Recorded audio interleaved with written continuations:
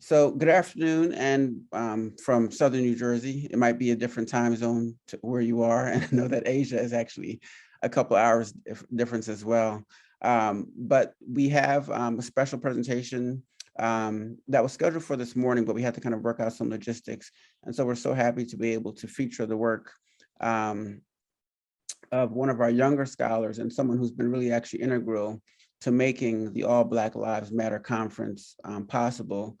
She is the special assistant to the BGHRA president, and someone who's really kind of met and exceeded all of our expectations in terms of her work, her research, her commitment to excellence, and just being an overall fantastic person. So I'm really excited to be able to introduce her work. Her paper is entitled "The Language of Intraracial Politics" in Toni Morrison's The Bluest Eye, and its German translation. And so we're really happy to feature Sehr Cureton's work. And just to tell you a bit about her, she is studying English literature and German studies at the University of California, Santa Barbara, as well as serving as the current assistant to the president of the BGHRA. She's a member of UCSB's Department of Germanic and Slavic Studies, Justice, Equity, Diversity, and Inclusion Council.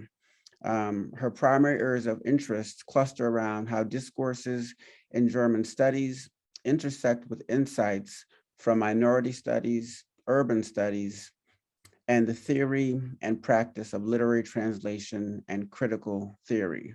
In the future, she plans to attend and obtain her PhD in German studies.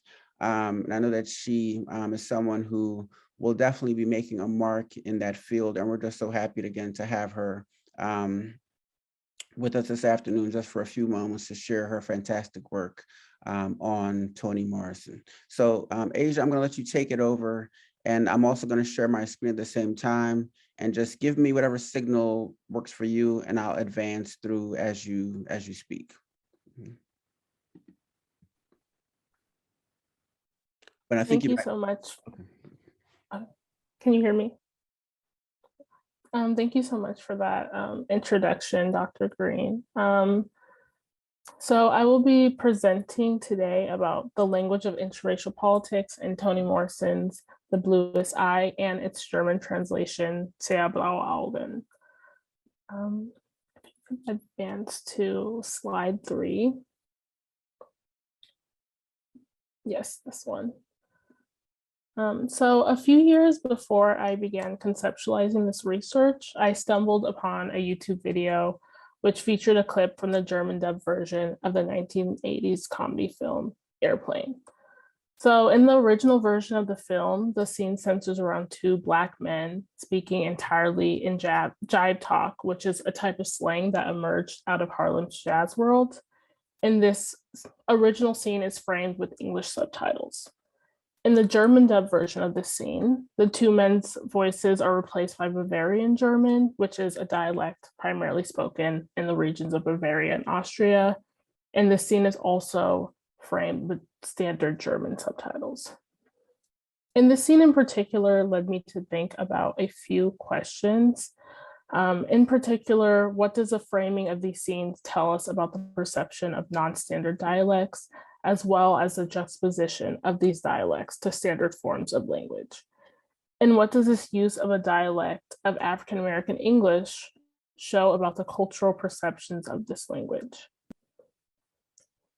And as Airplane is a comedy, specifically a parody, it can be inferred that this scene is used for comedic effect. However, what is more implicit in this use of non-standard dialects for satirical purposes is at the center of this parody. And so why are these dialects used for comedic purposes, and how does the negative perception of the language of marginalized peoples turn into comedy? If you can go to the next slide, thank you. So this question led me to explore German translations of popular African-American literature. I chose Toni Morrison's The Bluest Eye simply because this novel is so invested in the portrayal of a Black society molded by the influence of white supremacy. And the negative perception of African African Americans' culture, in particular their language, has created a society in which language also plays a role in one's social positioning in Toni Morrison's novel. And then the next slide. So when language is an integral and inseparable part of the cultural and social positioning of a novel's key figures, especially as it pertains to their placement amongst their respective social groups, can translation function as a barrier to understanding a text's intended goal? In my research, I used Susanna Rademacher's German translation of the Bluest Eye, Sehr, blaue Augen, as a framework, and I examined how African American English in the source text, which occurs in varying degrees, frequencies, and dialects, functions as both a marker of social status and plays a role in the relationships between the novel's key figures. And these linguistic varieties and differences are effectively erased in the novel's German translation. Essentially, the German used in the translation is the same across the board, and there's no distinction in the German that would provide the reader context as to how these linguistic differences function in the text. Next slide. Thank you. One of the primary concerns of the Bluest Eye is representing a varied Black experience that encompasses different aspects of Black culture. And at its core, the Bluest Eye is a narrative that centers the everyday lives of Black Americans, exploring the complicated space of interracial relationships and connections, the effect of whiteness on Black communities, and how these various structures interplay. So instead of focusing primarily on the relationships, the conflicts, and the interconnections across the white and Black racial divide, or interracially, I think Black women writers focus instead on those intimate relationships in which the most painful consequences of racism are played out within the Black community. In particular, the Bluest Eye centers the lives of Black people living in post-World War II Ohio, and one of the ways in which this experience is rendered is through the use of language. To examine how language functions in this novel, and for the sake of time, I will focus more closely on the spring section of the novel, which is a chapter that focuses on, and it's partially narrated by Pauline Breedlove, who is the mother of Piccola and the wife of Charlie. Next slide.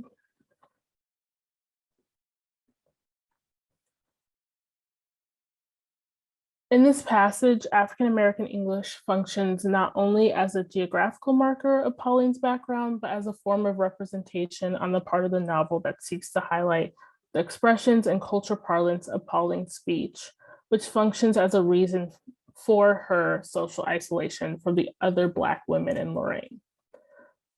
Pauline's use of language is a key to the way language functions within this text.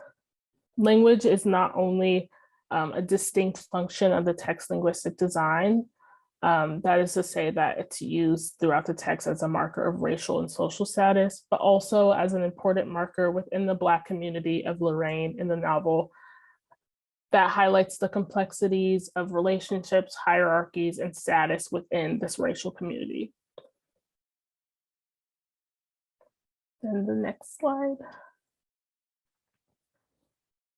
In this chart, we can see some common patterns of African American English that are found in Pauline's language.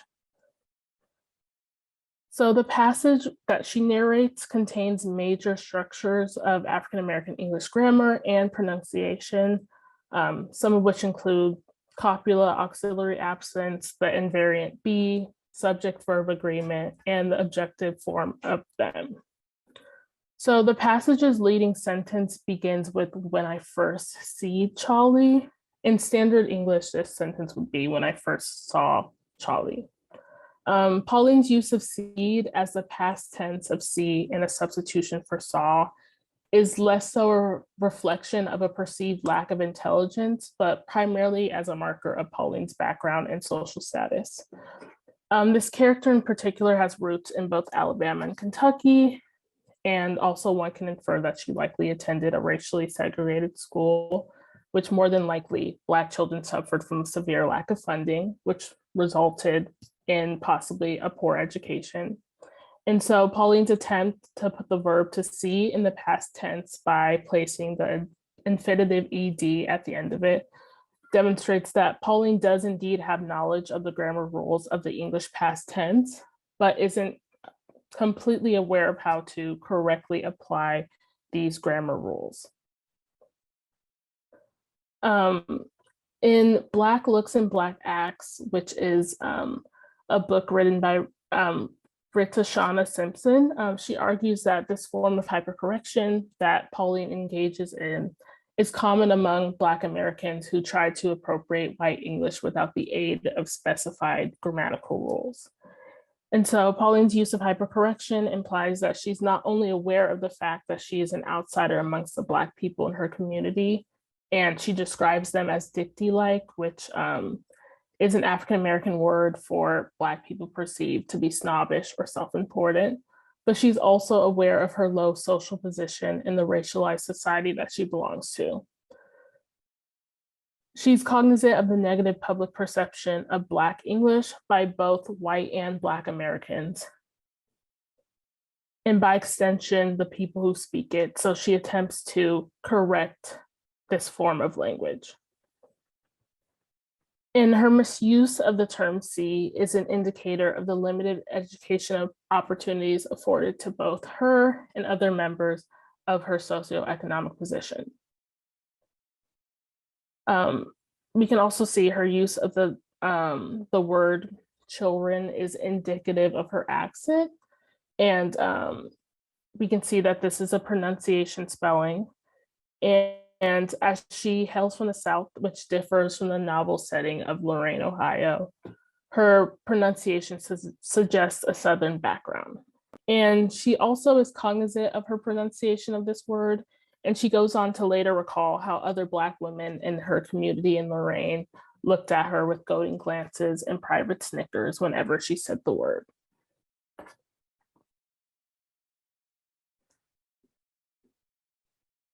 So on, we can see that Pauline sees the reasoning behind her social isolation and the important social marker of language. I think Pauline is a personification of the pastoral South, a background that a number of the urban cities growing in new Black population choose to forget. And her manner of speaking and her accent both serve as a marker of a supposed cognitive deficit and or lack of social and class standing in her new community. And within the social context of both the US and the novel, as well as internationally, language is a significant marker of social status because it serves as a basis of evaluating people as superior and inferior. And those who speak a socially devalued language or belong to a group that is perceived as the primary speakers of a stigmatized language are often aware of the social perception of their language, especially since the small population of these groups often intensifies their marginalization and interaction, often forced and institutionalized with the predominant culture and language. So the perception or gaze at Black English is commonly built on received ideas in white culture, which stem from ideas surrounding a cognitive deficiency, low education, a lower class standing, and a perceived propensity for violence and crime. And as we can see in the text and in the novel as a whole, these same received ideas are consumed and regurgitated by said group within the text, and of course, in broader real life contexts.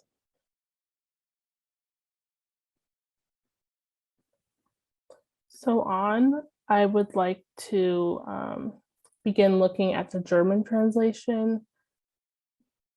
You could go to the next slide. So as seen in the example of airplane that I talked about at the beginning, sometimes German translators have drawn from different sources across cultural boundaries to find social equivalents to portray a desired dialect. So how does language function in the German translation of The Bluest Eye? And so I sought to examine if Sehr, blaue Augen contain any indicators of linguistic variety and differences that are present in the source text.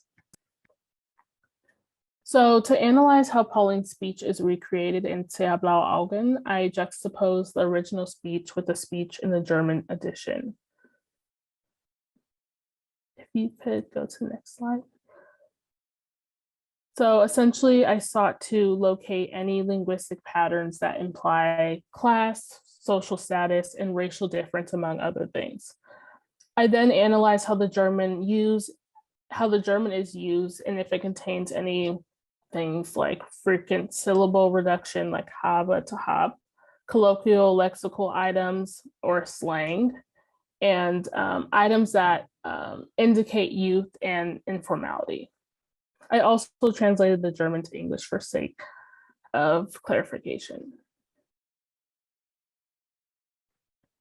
So as you can see, I arranged the original text from the source text in standard typeface. And then I followed that with the German translation, which is identified in bold. And then I followed it with the translation into English. I also, if you could go to the next slide.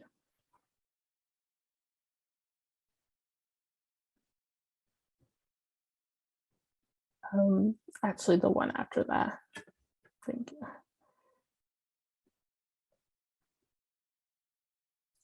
Also, as a frame of reference, I juxtapose Pauline's speech in both the source text and its German translation with Soaphead's speech patterns. And Soaphead is a character in the novel similar to Pauline. He's an outsider in the city of Lorraine, hailing from the Caribbean. However, despite this, he's able to integrate relatively quickly into the new community and becomes highly respected, primarily due to his education, his class, and his color. Indeed, the text says themselves that Soaphead inspired awe in Lorraine's Black community with the way that he spoke English. So we can see that his command of the English language certainly helped with his rise to social power in the text. We can see in this example 1, Soaphead says, "Take this food and give it to the creature sleeping on the porch. Make sure he eats it and mark well how he behaves." And then we can see in an example of Pauline, she says, "I want you to know that it was like all the bits of color from that time down home when all his children went berry picking after a funeral." So we can see that there's definitely linguistic differences between how both of these characters speak. And as I previously said, Pauline's use of language contrasts typical use of standard English. Her speech is basically an amalgamation of standard English and African American English, which is similar to the real life context of the African American reality. As shown above, Pauline's speech in the German translation is absent in any linguistic distinction in these examples. There's nothing to indicate that Pauline speaks differently from Soaphead, for example. There's no informality, no indication of any grammatical structure that is indicative of class, access to education, or social standing. Basically, there's no indication absent from the text's own explicit meanings and words of the multiple factors affecting Pauline's social isolation, and in this case, through her language. And so the difference between Soaphead's and Pauline's speech patterns are largely absent in the German translation. And even though the meaning behind her social isolation are clear in the German translation through the text's own words, the loss of any linguistic distinctiveness that highlights how her use of language functions as a marker of her isolation removes the social and interracial implications of these distinctions. The reader of Sehr, blaue Augen can read that key figures such as Soaphead and Pauline have class, social, and color differences through the plot line, the dialogue, and the narration, but any linguistic differences are effectively lost in translation. If you can go to the next slide.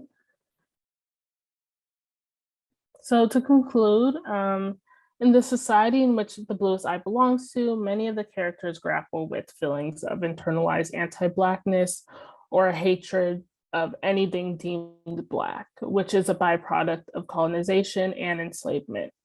And this internalized anti-Blackness is further realized through how language functions in the text. Just how the text is preoccupied with representations of the byproducts of white supremacy that are manifested through colorism, Eurocentric beauty standards, and class hierarchy. The text is just as preoccupied with how these byproducts are represented through the everyday linguistic interactions between Black people. And I think the novel focuses less on combating prevailing narratives about Black life, but it rather seeks to focus on centering the everyday lives of Black people living in America, and accordingly, the language that they speak. In The Bluest Eye, the language of Morrison's characters functions as a representation of Black reality. And so with the absence of linguistic varieties, frequencies, and differences in Sehr, blaue Augen, Morrison's Black America isn't fully realized. So essentially the German used in the translation has little variance between the text key figures, and there's no distinction in the German used that would provide the reader context to how these linguistic differences function in the text. And I think that by erasing these textual differences in the language used by the novel's figures, Sehr, blaue Augen not only subverts the significance of the interracial dynamics and interrelationships within the novel, but it undermines Morrison's goal of representing the quotidian lives of Black Americans who live these realities. Thank you.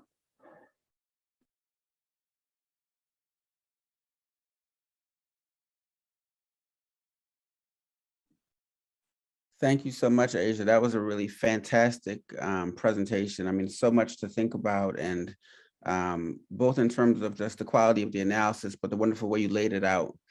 Each slide kind of building on the other, and just so much there to talk about. If folks have comments or questions, and just the chat is blowing up with this applause, and congratulations for doing such an outstanding job. If folks have particular questions they want to pose, feel free to go ahead and put those in the Q&A. And some folks also prefer just to simply use the chat, but if you could put those in the Q&A, it'd be easier to kind of get through them. So I see a couple already popping up already.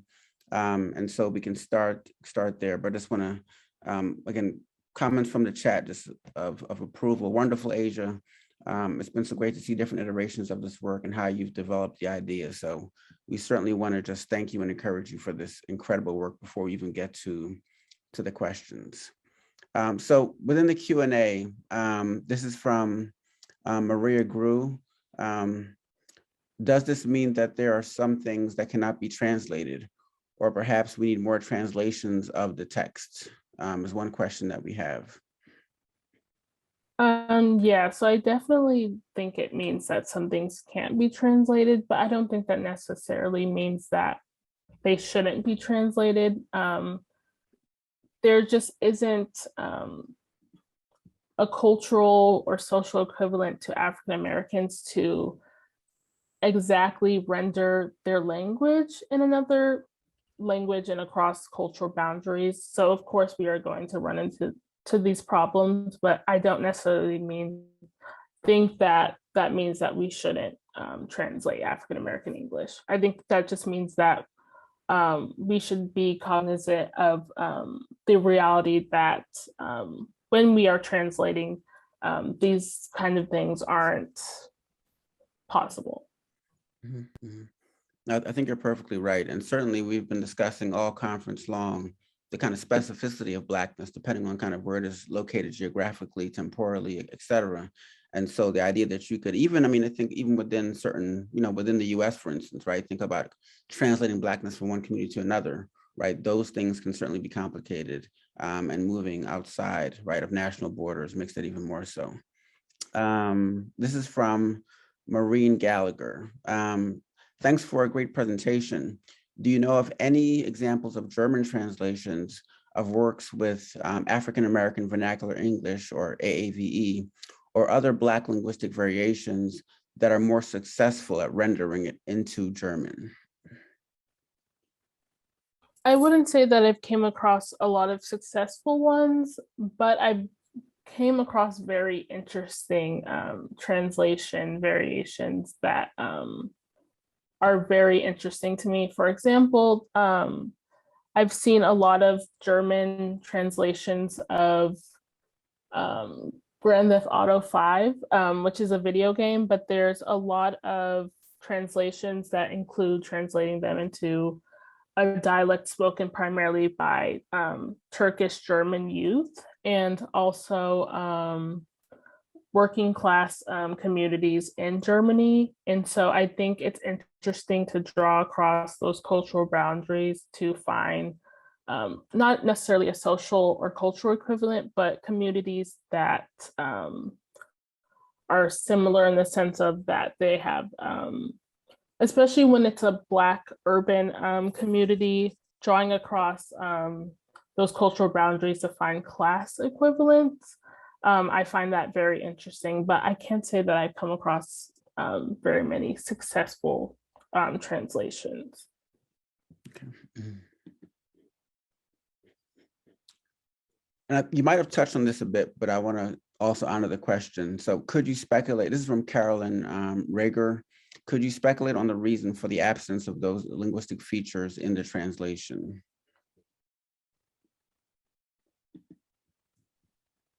I can't say that I can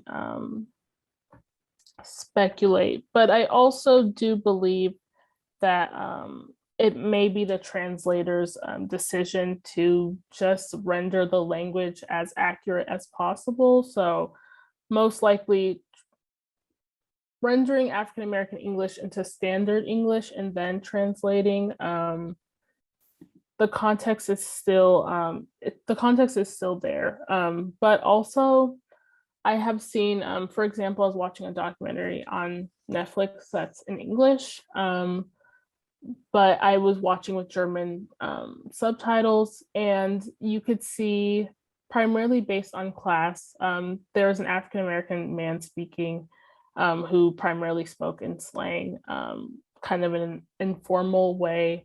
And you could see that there was a lot of features in the subtitles that indicated an informality. There's a lot of shortening of the words, a lot of slang terms used, but there was another African American man in the documentary who was just translated into standard German. So I think there's also maybe sometimes translation seems to be classed in that way, but I don't know if I could speculate on why Susanna Rademacher decided to basically erase any linguistic differences. Wonderful, wonderful response. This question comes from Beverly Weber. Thank you for this wonderful work. I'm wondering if you could talk a bit about the effects of this linguistic loss that you have shown so effectively. What do you see as some of the consequences for how the text is read, experienced, and interpreted in German?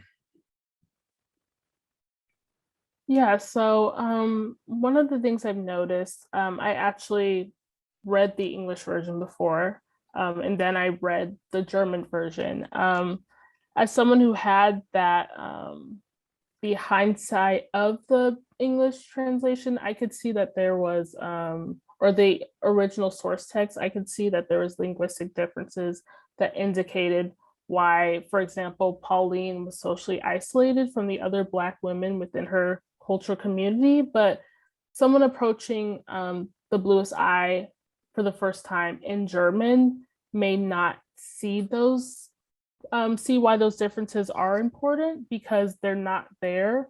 So you're basically having to rely on the text that's explicit, that's translated for you because you don't have those linguistic distinctions and differences that would indicate why Pauline is isolated or why language has a role in power structures within racial communities at all. Mhm. And I think to speak to that, I mean, I'm not going to pull it up because it may cause more trouble than it's worth. But during one of the slides that you mentioned, right, you're pulling on this passage where like Kylie first meets Pauline, right?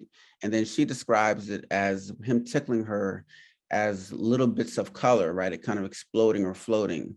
And then in the translation of the German, it comes out as something as little spots, right? So even kind of that difference between describing your first encounter with someone as being little bits of color, right, which suggests like whimsy and possibility, right, a kind of cosmic, encounter. And then little spots suggest this kind of stain or stigma, right, which I think feeds into your conversation about the ways in which like Pauline is stigmatized throughout the text and her language is a marker of that, right? So I think it's not just simply that it's off or or that it's unhelpful. In some ways it almost contradicts, right? In so many ways the translation is contradicting the ethos of the novel. So and I think your analysis of that totally brings that out.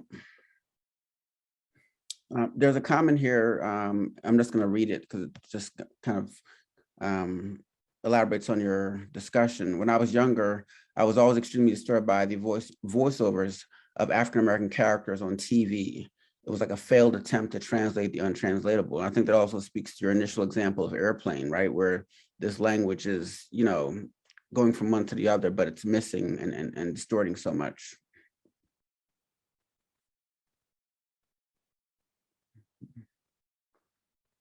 And there's also a reference here from Jason Owens in the chat to what you noted about dubbing in class reminds me of a text which is being cited here by Robin Queen in the Journal of Social Linguistics. So that reference is also there. I had a question about kind of going to the scene, because it's actually a really kind of pivotal moment, right, in the Bluest Eye. So Pauline has this leg which is hurt, right? She's a disabled character in that way. And what you're talking about is the ways in which language can be seen as disabling, like someone's use of language can be seen as disabling. Of course, she's fully able to communicate in all different ways that she needs to. So there's no loss there, right? We know that on a functional level, there's no loss there. But of course, the stigma that's attached to her language, right, is the issue. And I find that the leg is a kind of interesting symbol of that. Maybe you could just, say a bit about maybe how you might think about disability and how Pauline's disability in the text and what language and how language is stigmatized, the kind of connections between those two. I think one way in which Pauline is interesting to me, I think we all think of Piccola, who's the key figure who deals with feelings of anti-Blackness, believing she's ugly because she isn't white, specifically with blonde hair and blue eyes. And in this way, she sees her ugliness as, it acts as a type of disability. But like you said, in the sense of Pauline, it's primarily through her background and through her language. She isn't able to integrate as quick as Soaphead, as I said. And even in the novel, her family lives on the outskirts. They're kind of, the way they're framed, they're very much isolated from everyone else in the text in that way. And for the in the example of her husband, he's kind of isolated because of his substance abuse, his addiction to alcohol, and how he's abusive. But in the sense of Pauline, we get that you get the sense that she is isolated because of her background, which creates the language differences that function within the text. And I think that it definitely works against her, as you said, as a disability, because she's not able to have access to the same financial or political power that characters like Soaphead are able to, because he's able to speak eloquently. He has a command of the English language that, to the people of Lorraine, this it's an indication or that he is someone to be listened to. He's someone who deserves this political power, but because of Pauline's background, which is shown in her language, she's not able to have these same opportunities.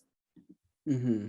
No, I think you're so right about that. And for me, it also, I mean, so his kind of tickling of the feet, right, of her leg.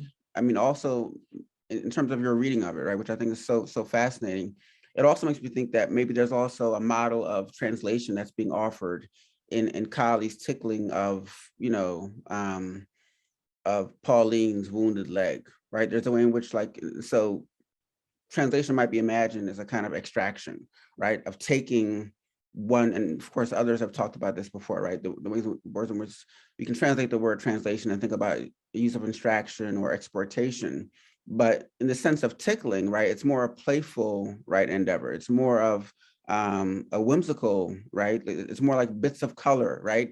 Kind of floating around. And so I guess something I'm also just kind of asking, but also kind of saying is to maybe kind of dive deeper into that moment as well, because I think it's so rich in terms of what's happening with this kind of first encounter between the two. I see a question in the Q&A. It's a wonderful one, right? How was Piccola's monologue dialogue, the mirror scene, translated? Does the translation imitate the language of the Dick and Jane readers that Piccola uses and Morrison deconstructs in a novel, right? And for those who haven't maybe just forgot the moment, but these moments where it's like, see Jane, see, Dick and Jane kind of running, kind of very simple sentences, but they're totally broken apart, right, in the beginning of those chapters. Asia. So I do speak in my paper on this subject. I do speak about Piccola's language, particularly in juxtaposition with soapheads. I also wanted to focus on her for perhaps a longer language, but Piccola's language throughout is the same in the German translation. I know in the source text there is when she goes through the mental break at the end, or she kind of loses her grip with reality and she's speaking to the mirror, no one, or speaking to that other person. You can see in the source text that there's a difference in the language that she uses.